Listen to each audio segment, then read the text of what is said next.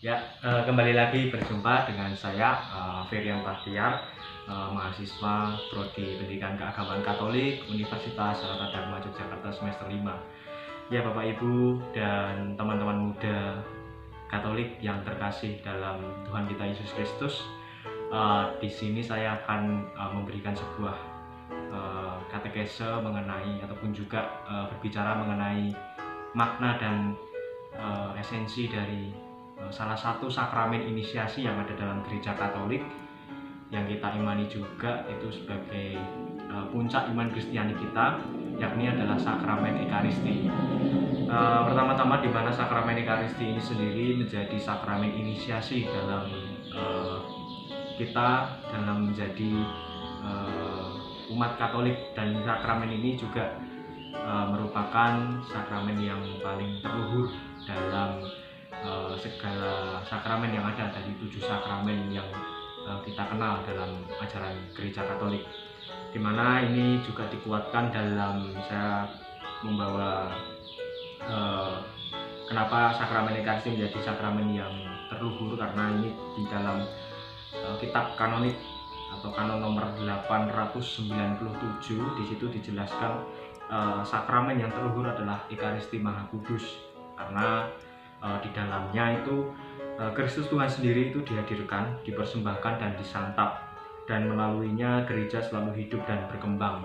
Jadi dalam kitab kanonik atau kanon 897 itu sangat jelas sekali disampaikan di situ sakramen Ekaristi menjadi sakramen yang terluhur dari sakramen lainnya. Dan selain itu juga dalam kanon nomor 899 itu dijelaskan bahwa perayaan Ekaristi adalah tindakan Kristus sendiri dan gereja yang di dalamnya adalah Kristus Tuhan. Melalui pelayan seorang imam atau romo yang tertabis itu mempersembahkan dirinya kepada Allah dengan kehadirannya secara substansial dalam rupa roti dan anggur yang disebut sebagai tubuh dan darah Kristus. Jadi tentu kita selalu kalau kita mengikuti perayaan Ekaristi itu selalu kita akan menerima tubuh Kristus secara sakramental ya, ketika kita mengikuti perayaan Ekaristi di gereja. Namun ketika di masa pandemi ini mungkin kita hanya menerima sakramen Maha Kudus itu lewat komuni spiritual atau lewat batin. Jadi kita tidak bisa menerima secara sakramental karena keadaan atau situasi yang sedang terjadi di dunia saat ini. Namun ya kita kembali lagi membahas mengenai bagaimana sakramen Ekaristi ini menjadi sakramen yang terluhur dari sakramen-sakramen lainnya. Karena sakramen Ekaristi sekali lagi ini menjadi puncak iman Kristiani kita, maka yang kita rayakan secara lebih meriah yaitu ya ini sakramen Ekaristi ini. Tapi ya tentunya begini, ketika kita menjadi seorang yang beriman Katolik ya, ketika kita tidak merayakan sakramen Ekaristi itu, maka iman kita perlu dipertanyakan, karena justru ketika kita mengaku sebagai orang yang beriman Katolik namun kita tidak merayakan Ekaristi ataupun juga mengikuti Ekaristi walaupun secara daring, itu tentunya bagaimana lalu dengan esensi dari Ekaristi sendiri ini yang menjadi sakramen terluhur, sakramen yang menjadi puncak iman Kristiani kita yang harus kita rayakan gitu. Jadi memang dalam sakramen Ekaristi ini kita tahu ya bahwa tubuh roti dan anggur itu disubstansial menjadi tubuh dan darah Kristus ketika saat konsekrasi yang dilakukan oleh imam pada saat dari doa syukur agung sampai konsekrasi itu. Jadi itulah yang menjadi tanda bagaimana Kristus itu dihadirkan dalam rupa tubuh dan darah Kristus yang menjadi yang ditransubstansional dari rupa roti dan anggur. Nah, jadi disitulah titik puncak iman kita, karena Ekaristi ini sendiri juga menjadi, selain daripada kita menjadi puncak iman kita, tapi Ekaristi juga mengenang misteri keselamatan Allah itu sendiri. Bagaimana Yesus itu wafat sampai dia bangkit, itu kita rayakan dalam perjamuan Ekaristi itu.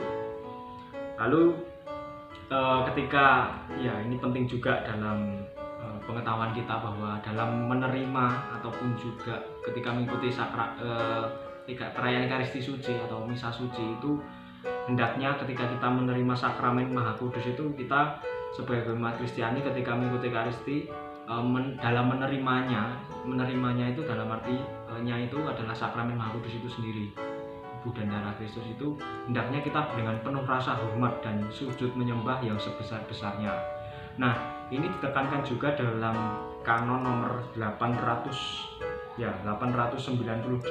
Di situ dijelaskan bahwa umat beriman Kristiani hendaknya menaruh hormat yang sebesar-besarnya terhadap Ekaristi Maha Kudus dengan mengambil aktif bagian dalam perayaan kurban Maha Luhur itu. Jadi sebisa mungkin ketika kita mengikuti perayaan Ekaristi, baik secara online maupun offline di gereja maksudnya, itu kita mengambil aktif bagian dalam kegiatan ataupun juga perayaan Ekaristi itu sendiri. Karena sekali lagi bahwa ketika kita mengikuti perayaan Ekaristi ini, kita harus benar-benar khidmat dalam mengikutinya, dan kita istilahnya itu secara batin itu sudah siap. Karena dalam mengikuti perayaan Ekaristi sendiri itu sebetulnya ketika sebelum mengikuti ataupun juga sebelum ke gereja untuk merayakan Ekaristi, sebetulnya kita harus menyiapkan disposisi batin kita ya. Dalam kanon itu juga disampaikan tentang bagaimana kita menyiapkan disposisi batin kita sebelum kita mengikuti atau merayakan Ekaristi di gereja ataupun juga ketika mengikuti secara online. Jadi 1 jam sebelum Ekaristi dimulai itu hendaknya kita tidak boleh ya, artinya tidak boleh makan dan minum sebenarnya 1 jam sebelum misa. Tetapi di luar itu boleh ketika kita harus minum obat ataupun juga karena ada yang sakit lalu kemudian kita harus minum obat atau makan, itu di luar itu nggak apa-apa. Tapi dalam aturan yang biasa, dalam kondisi yang biasa itu sebetulnya kita 1 jam sebelum misa itu tidak boleh makan dan minum. Nah, itu tujuannya adalah ketika itu kita laksanakan itu untuk menyiapkan disposisi batin kita supaya kita siap dan istilahnya siap secara batin dan juga secara kerohanian kita untuk menerima tubuh dan darah Kristus dalam Ekaristi Suci itu, begitu. Lalu selain daripada itu juga bahwa esensi daripada perayaan Ekaristi ini juga sebagai ingatan untuk mengenang misteri karya keselamatan Allah yang sudah saya jelaskan tadi.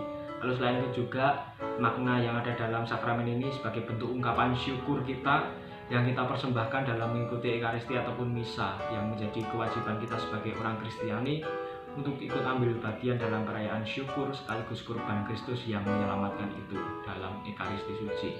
Nah, itulah esensi ataupun juga makna yang bisa kita ambil dari Ekaristi ini sendiri. Nah, lalu saya akan berbicara juga mengenai di masa pandemi ini ya. Jadi memang di masa pandemi ini kita banyak dari umat kita ataupun saya sendiri pun juga ketika mengikuti misa secara online itu hendaknya ya juga mempersiapkan diri ya. Artinya kita menyiapkan suasana ketika kita di rumah itu mengikuti misa online itu kita siapkan suasana dari segi tata ruangnya, lalu dari mungkin dari persiapan diri kitanya juga. Nah, memang Ekaristi ini memang sekarang bisa diterima secara online, tetapi hendaknya kita tidak hanya mengandalkan secara misa online itu, tetapi kita juga harus berusaha untuk bisa menerima sakramen Ekaristi itu secara offline, dan juga bisa menerima sakramen Maha Kudus itu secara sakramental, karena itu sebagai sebuah istilahnya misa online ini sebagai sebuah kerinduan kita untuk bisa menerima sakramen Maha Kudus yang kita terima dalam Ekaristi Suci itu secara sakramental. Jadi hendaknya ketika kita nanti misalkan di daerah kita ataupun juga di tempat kita gereja sudah dibuka, hendaknya kita ya datang ikut mendaftar untuk mengikuti misa di gereja supaya kita bisa menerima sakramen Maha Kudus itu secara sakramental, tidak hanya secara spiritual saja. Karena sekali lagi bahwa Ekaristi ini menjadi puncak iman kita. Ketika kita tidak sebagai umat Kristen tidak pernah mengikuti Ekaristi, ya tentunya perlu dipertanyakan apakah kita ini benar-benar beriman Kristiani Katolik atau tidak gitu. Karena tentunya Ekaristi ini jadi puncak sekali lagi, puncak dan sumber dari segala sumber sakramen yang ada dalam tradisi gereja Katolik begitu. Jadi itu. Nah, ketika kita mengikuti misa secara online pun kita juga harus istilahnya serius, ataupun juga ya bukan serius tapi mengikuti secara baik dan khidmat gitu. Karena walaupun kita hanya mengikuti secara online di rumah, mungkin suasananya memang berbeda ketika kita mengikuti di gereja. Namun sekali lagi bahwa ketika kita mengikuti misa online di rumah itu sebenarnya Kristus pun juga hadir. Karena kita tahu bahwa dalam sabda Tuhan sendiri ya, dalam Injil Matius bab 18 ayat 20, di situ dijelaskan bahwa sebab di mana 2 atau 3 orang berkumpul dalam namaku, di situ aku ada di tengah-tengah mereka. Nah, disinilah dijelaskan secara gamblang, secara eksplisit, tidak implisit ya, tapi secara eksplisit Yesus menjelaskan bahwa ketika kita berkumpul ya seperti dalam misa online bersama keluarga di rumah, berkumpul dalam 2 atau 3 orang dalam namaku, maka di situ aku akan hadir. Jadi walaupun kita mengikuti secara online di rumah mungkin agak lebih santai, tapi kita juga harus mengikutinya secara bersungguh-sungguh. Kita mengikuti aktif, ambil bagian dalam perayaan kurban Kristus itu dalam Ekaristi Suci itu. Nah, maka menurut saya ingin mengajak sebagai Bapak Ibu sekalian dan juga orang muda tentunya untuk di masa-masa pandemi ini kita tetap mengikuti perayaan Ekaristi yang telah disediakan di paroki masing-masing ya. Artinya apabila belum bisa secara offline ya kita mengikuti secara online, tapi pada waktunya nanti ketika ada kesempatan untuk bisa menerima secara offline, maka kita harus bisa ikut ambil bagian secara offline itu dalam perayaan Ekaristi itu. Nah, itulah yang bisa saya berikan untuk bagaimana kita memahami tentang esensi dan juga makna dari sakramen Ekaristi itu sendiri yang menjadi puncak dan iman Kristiani kita. Nah, sekian dari saya Bapak Ibu dan teman-teman muda, semoga ini bermanfaat dan bisa menumbuhkan iman kita akan Kristus Yesus sendiri. Sekian dan terima kasih, berkah dalam.